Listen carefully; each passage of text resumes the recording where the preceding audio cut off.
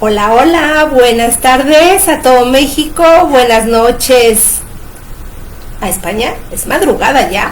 Bueno, hola a todas, bienvenidas a otra en vivo de Patchwork a la Mexicana con Laura Spach. Bueno, hoy me quise enlazar con ustedes porque muchísimas de ustedes me han estado escribiendo pidiéndome que hiciera enlaces más seguido, que no me esperara, que fuera el lunes próximo para poderles poner otro bloque. La verdad es que es súper complicado estar haciendo muchos en vivos toda la semana porque pues uno tiene que trabajar y tengo una familia, pero sí tenía muchas ganas de hacer este enlace y creo que lo vamos a dejar también en sábado, donde no les voy a subir un bloque de patch. Les voy a enseñar un poco de mi trabajo y les voy a seguir dando alguna historia, alguna leyenda o contando alguna anécdota de México. Entonces, pues bueno, antes que empezar, quiero que vean el vestido que hoy voy a lucir en este spot.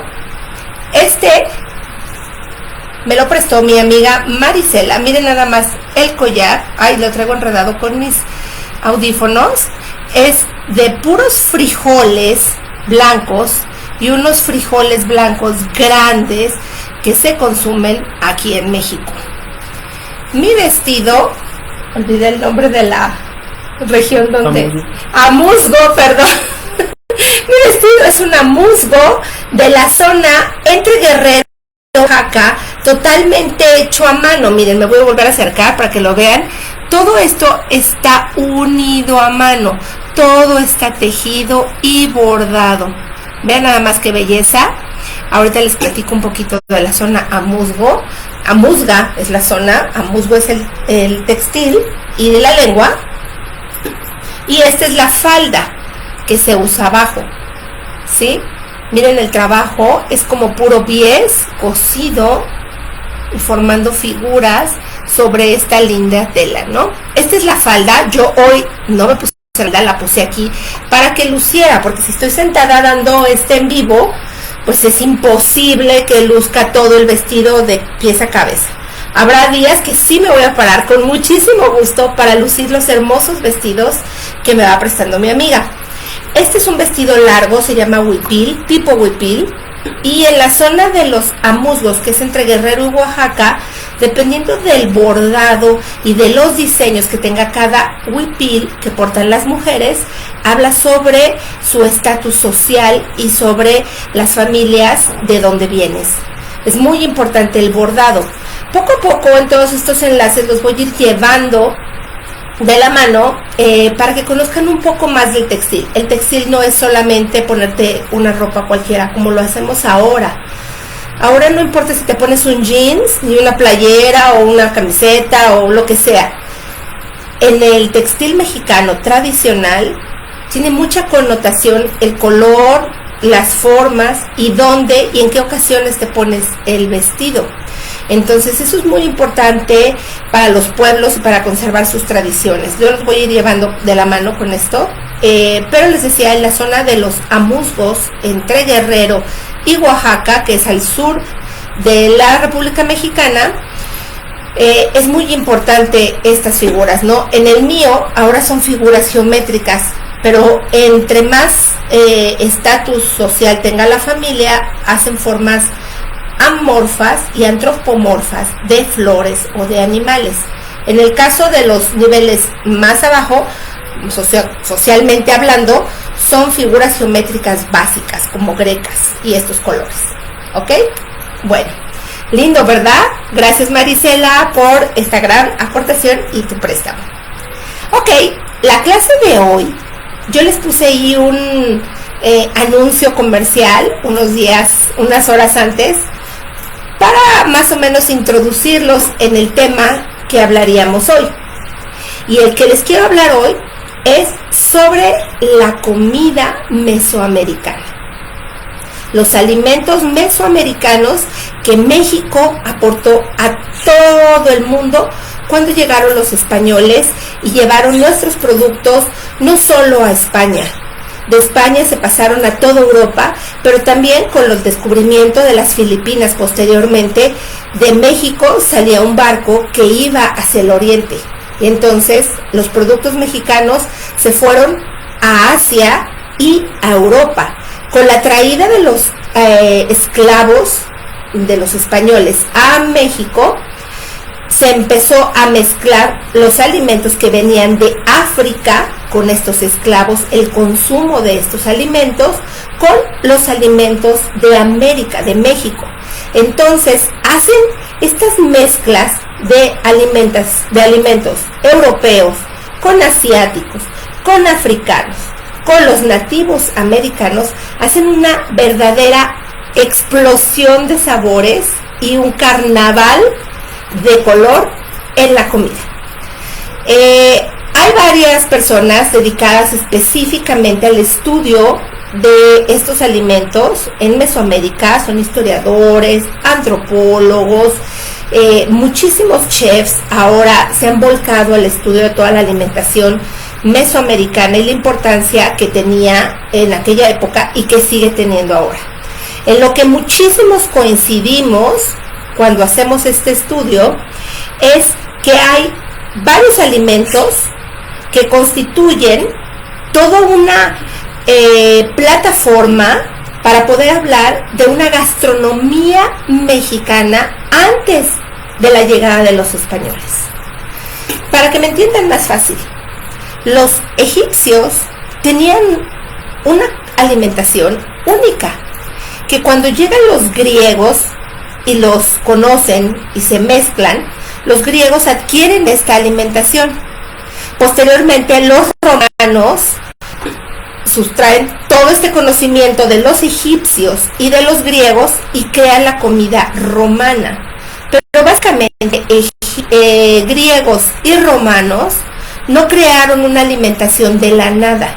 Ellos simplemente fueron en el camino adquiriendo las técnicas y los alimentos que tenían los pueblos conquistados. Eso no es el caso de México. En México, mucho antes de la llegada de los españoles, se podía hablar que aquí había una herencia culinaria, una trayectoria en el manejo de los alimentos, muy diferente al de muchos otros países, porque el clima en México es tan benévolo que permite que haya alimentos que todo el año se puedan obtener. Entonces, cuando llegan los españoles, descubren estos alimentos que nunca habían visto, y entonces son las grandes aportaciones de América a todo el mundo, que ya mezclados con los alimentos de cada país, van a dar paso a esta gran gastronomía ya que se puede considerar típica de cada nación, pero no se puede considerar su gastronomía típica de la mayoría de estos países hasta el conocimiento con los alimentos que llevaron de México a todo el mundo. En México, de los alimentos que más encantaron a los europeos es el jitomate mexicano. Bueno, no por nada en Italia le dicen la manzana de oro, ¿no? El pomodoro. Pues imagínense ustedes este gran sabor llevado a Europa. Bueno, causó sensación. El jitomate para nosotros los mexicanos es la base de muchos de nuestros platillos. Si no puedo atreverme a decir que de todos, pero sí de muchos de los platillos mexicanos. Y el jitomate en sus variantes hay tomate, que es verde, y también es la base de muchos de los platillos mexicanos. Otro de los platillos mexicanos que tenemos, que aportamos a todo el mundo con mucho orgullo, por supuesto, es el maíz. El maíz no se llama maíz en México. El maíz le llaman maíz en las islas de las Antillas, y cuando llega Cristóbal Colón lo conoce y se le va a llamar maíz. En México tiene otra denominación, pero a final de cuentas el maíz va a quedar como una de las grandes aportaciones de México para todo el mundo. Creo que ahora se consume en todos los países del mundo. No somos el mayor productor de maíz actualmente, pero sí lo consumimos casi en todo el país a diario. Es uno de los platillos que más nos encanta y lo tenemos, bueno, lo consumimos así, desde crudo hasta en muchísimas formas en las que se puede hacer. Incluso las hojas del maíz, el pelo del maíz, el maíz y el, digamos, corazón del maíz, hueso o olote, se utiliza todo. No se desperdicia absolutamente nada de esta planta. Esta planta es maravillosa porque cuando se siembra en las bases de los surcos va a dar paso a otras muchas plantas que van a surgir ahí y que tampoco conocían los europeos. ¿Qué es esta? La calabaza. La flor de la calabaza, y esta es la calabaza que viene saliendo de estas flores. La calabaza también es uno de los productos que México dio a conocer a todo el mundo y alimenta ahora a gran parte de la población mundial. Se puede decir que más este producto que son los frijoles, que hay una gran variedad de frijoles, dan buen paso a la alimentación del pueblo mexicano. La mayoría de la gente en México no puede faltar en su casa, en sus cocinas, tortillas de maíz, frijoles y una buena salsa a base de jitomate y chile. Otro de los productos de los que les quiero platicar es el aguacate mexicano. El aguacate mexicano también es oriundo de las costas, es de zona tropical, todavía está en duda, varias gentes se pelean y se atribuyen de dónde es original, que si es de Centroamérica, que si es de Sudamérica, que si es de las Antillas o es de México. A final de cuentas es americano, felizmente americano, y el aguacate es uno de los imprescindibles también en la cocina mexicana, ¿sí? La historia de la cocina mexicana es súper interesante. Poco a poco en estos spots les voy a ir llevando por un pedacito de la historia de México para contarles de estos grandes ingredientes de la cocina tradicional mesoamericana antes de los españoles, y que después se va a fusionar con la cocina española cuando llegan ellos y vamos a crear una comida realmente de identidad. Actualmente en México dicen, ¿cuál es el platillo tradicional mexicano? Mucha gente peleará que si es un pozole, que si es el mole, que si son unos tacos. Todos esos platillos son una mezcla de alimentos y elementos que trajeron los españoles con la conquista de México. Un platillo típicamente mesoamericano no lo consumimos, digamos, a diario los mexicanos. ¿Por qué? Porque hemos ido incorporando cosas que nosotros no teníamos en nuestra alimentación. Pero hay chefs en México actualmente que se dedican a hacer estos platillos increíblemente. Yo sigo personalmente a un gran chef que se llama Yuri de Gortari. Él es historiador y le encanta la cocina tradicional mesoamericana. Él se ha esforzado muchísimo, junto con Edmundo Escamilla, en paz descanse, que hicieron del estudio de la cocina mesoamericana una verdadera poesía.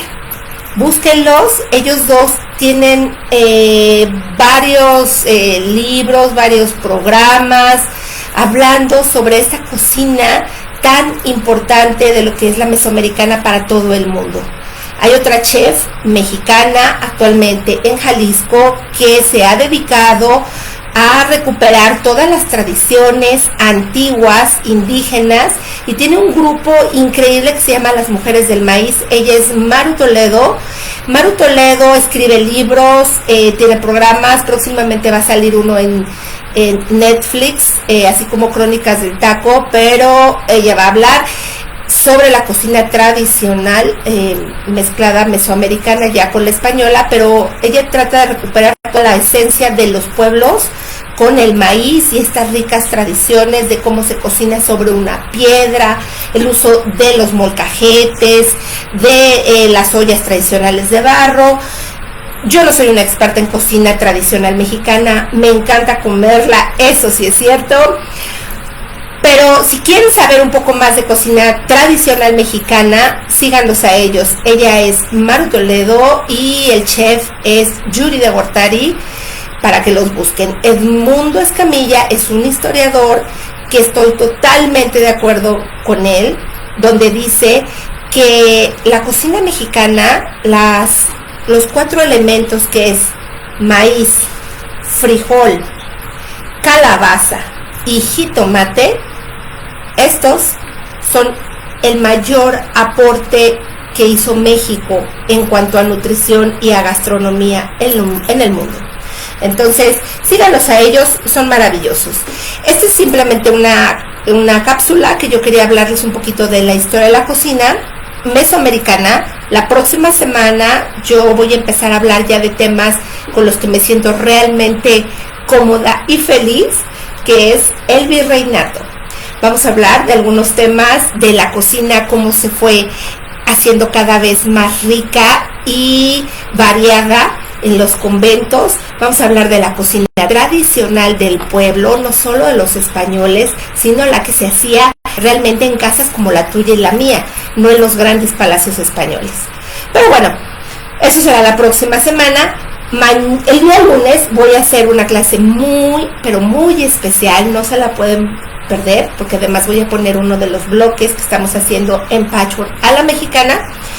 Y como esta clase no solo es de historia, ni de cocina, ni de México nada más, quiero presentarles uno de mis quilts que yo hice hace mucho tiempo para una exposición que organizó Quilters de México, cuyo tema era Flora y Fauna Endémicas de México.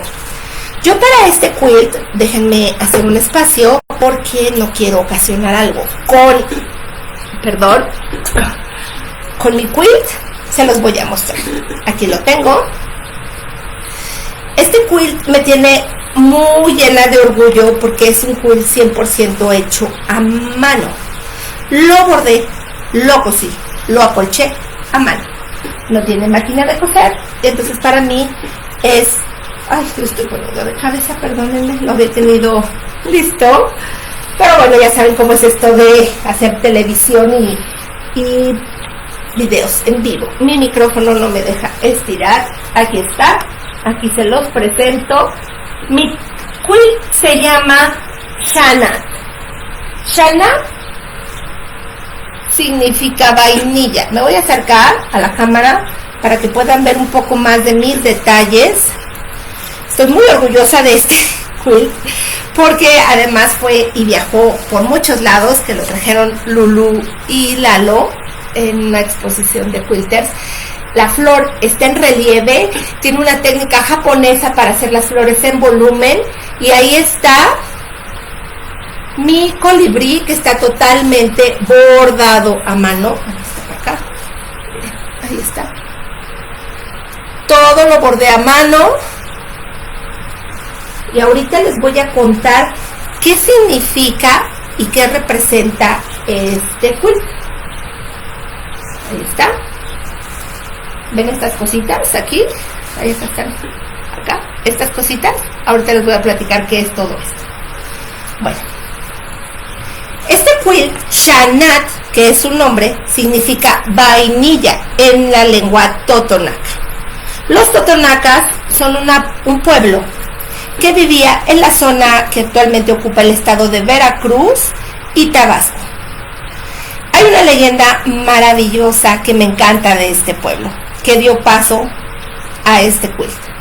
Y la leyenda cuenta así, que había una hermosísima princesa. Discúlpenme si no digo el nombre, porque de verdad es complicado aprenderse los nombres de las leyendas mexicanas, y más porque está en totonaca y yo no hablo totonaca. Pero bueno, ella era una lindísima princesa que se paseaba por el mercado de la ciudad. cuando de repente su mirada se cruzó con la de un joven y guapo muchacho. Él estaba vendiendo sus mercancías en el mercado y sus miradas hicieron ese clic y volaron corazones. Ellos se quedaron enamorados, pero ella era de familia noble, por lo cual estaba casi prohibido su amor. Él era demasiado pobre, ni siquiera tenía una casa propia, ni siquiera tenía un surco por donde él podía sembrar las cosas que él iba y vendía en el mercado. Entonces, ese amor estaba destinado a fracasar. No así ellos se le idearon para escaparse y estarse viendo y conociendo, y cada vez estaban más enamorados. Cuenta la leyenda que un día ella paseaba por el mercado cuando el dios de la felicidad posó sus ojos sobre ella y se enamoró. Ella no podía corresponder su amor porque ella estaba enamorada del joven apuesto del mercado. Esquivaba las miradas del dios de la felicidad y evitaba tener todo contacto con él. El dios de la felicidad se le empezó a quitar lo feliz y empezó a estar un poco molesto. Hablando con ella le dijo que si no correspondía a su amor, causaría grandes destrozos a la zona y a la ciudad de Tajín, que era donde ella vivía. Ella tenía miedo de esa situación, pero el amor era más grande y no le importó y siguió viendo al joven muchacho del mercado. Pasaron los días y el guerrero de la felicidad pensaba cómo hacer para conquistar a la bella muchacha. Entonces pensó en conquistar al papá de la bella muchacha y empezó a darles tips de cómo hacer una mejor cosecha, de cómo hacer cosas buenas para el pueblo, y el pueblo empezó a querer mucho al papá de la muchacha y el papá de la muchacha empezó a querer cada vez más al dios de la felicidad. Pero ella no era feliz con él. Ella amaba al muchacho del mercado. Entonces, viendo la inminente boda del dios de la felicidad con ella, decidieron huir. Entonces, tomaron sus pocas cosas, tomaron sus manos y corrieron a la selva. Pero los guardias los esperaban. Los detuvieron y lo que habían hecho estaba mal, porque manchaba el nombre de la familia de ella, que era de clase noble, y por supuesto había hecho enfurecer al dios de la felicidad. En esos días caían grandes truenos y una gran llovizna caía sobre la ciudad de Tajín, y todo era por el enfado del dios de la felicidad. El castigo fue la muerte. Cortaron sus cabezas y las aventaron al fondo de un barranco.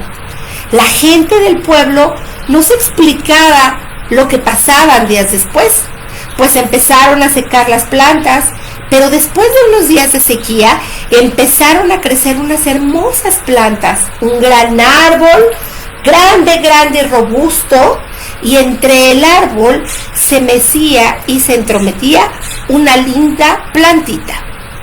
Al pasar los años, de esta linda planta que hizo grandes raíces abrazando al árbol con tal fuerza que era imposible separarla de él, nació una linda flor amarilla. Esta linda flor amarilla nació de ella. Y días después salieron estas hermosas vainas de la vainilla. Se considera que el gran árbol robusto es el joven guapo del mercado y la enredadera con esas lindas flores y esas grandes fuerzas que se abrazaba a su amado era la doncella. El regalo de los dioses por ese amor tan espléndido es la deliciosa y aromática vainilla. Y ahí la gran leyenda de Xanat, la vainilla de la zona de Veracruz, que actualmente es denominación de origen y es una gran aportación de México para todo el mundo. Espero que les haya gustado esta plática, no les quito más, disfruten su fin de semana, acompáñenme el día lunes a un nuevo bloque de Patchwork en México. Hay una sorpresa por ahí, Hoy hablé de 5 o de 6 alimentos básicos para Mesoamérica. Faltan algunos. Si tú adivinas cuál es el alimento del cual voy a hablar en mi clase de lunes y haré el bloque, te voy a regalar un patrón de algo. Entonces, escríbanme, coméntenme, díganme si están contentos aprendiendo un poquito de la historia de México, sus leyendas y tradiciones. Que tengan un hermoso fin de semana y los veo el lunes. Adiós.